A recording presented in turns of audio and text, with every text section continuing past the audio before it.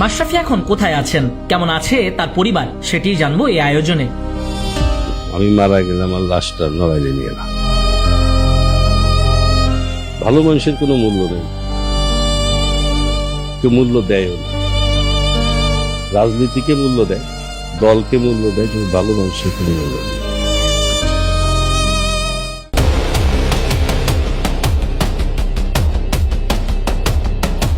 কোথায় আছেন মাশরাফি বিন মুর্তজা, কেমন আছেন?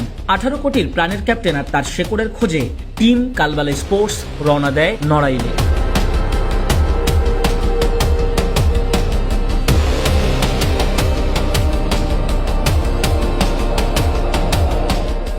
দর্শক, বাংলাদেশ ক্রিকেটের সর্বকালের সেরা অধিনায়ককে এক বাক্যে সবাই স্বীকার করবেন, তিনি মাশরাফি বিন মুর্তজা।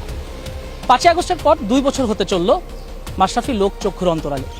কেমন আছে তার পরিবার, কেমন আছেন মাশরাফি, কিভাবে কাটছে দিন, সব কিছু আজকে জানাবো। তার আগে আমরা মাশরাফির যে মহিষখোলায় মাশরাফির যে ডুপ্লেক্স বাড়ি আছে সেই বাড়িটা একটু ভিজিট করতে চাই এবং দেখতে চাই এটার কি অবস্থা।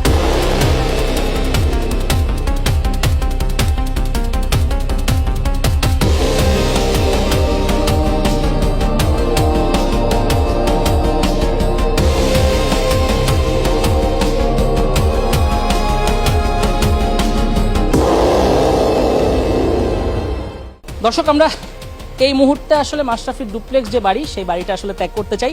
আমরা চলে যেতে চাই মাশরাফির দাদার বাড়িতে, সেখানে তার পরিবারের সদস্যরা আছেন, সেখানে আসলে শুনবো এখন কি অবস্থা মাশরাফি এবং তার পরিবারের।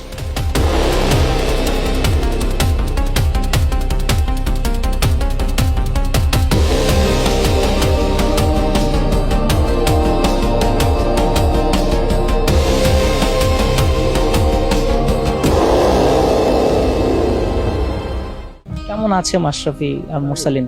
ভালো নেই, বুঝলেন না? এইভাবে মানে জেলখানার ভিতরে এক ধরনের জেলখানা, অন্তরীণ থাকা, এটা একটা দুইটা দিন না, 2টা বছর হতে গেল। এইভাবে সে ঘরের থেকে বের হলো, বলে যে আমারে নিয়ে যাক, আমার কোনো আপত্তি নেই।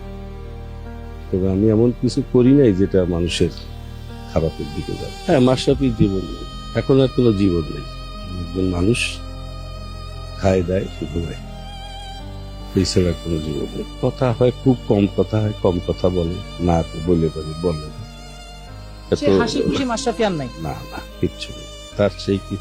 সেই মাশরাফি আর নাই। সে খুব আঘাত পেয়েছে, খুব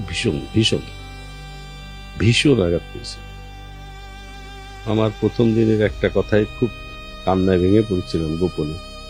সেটা বলছিল যে আমি মারা গেলে আমার লাশটা নড়াইলে নিয়ে না।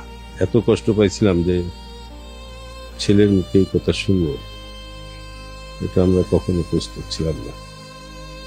তারপরে শুনতেছি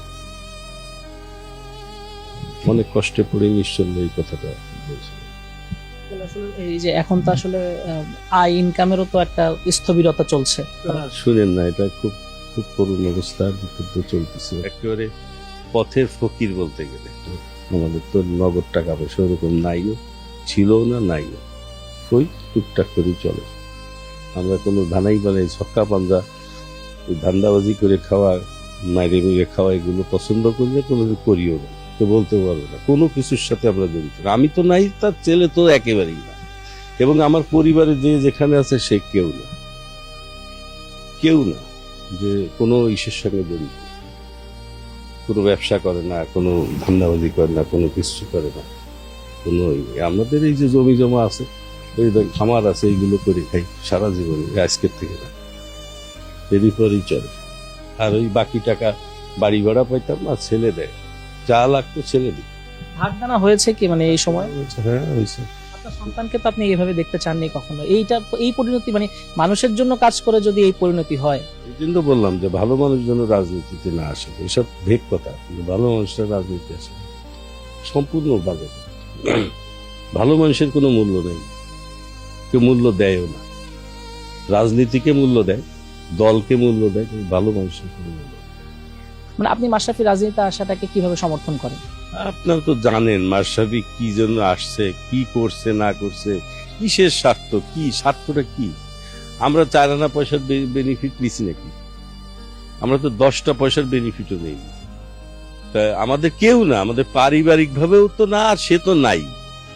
আমরা বেনিফিট কি জিনিস সেটা তো বুঝি না, আমরা দিছি ছাড়া তো নেই।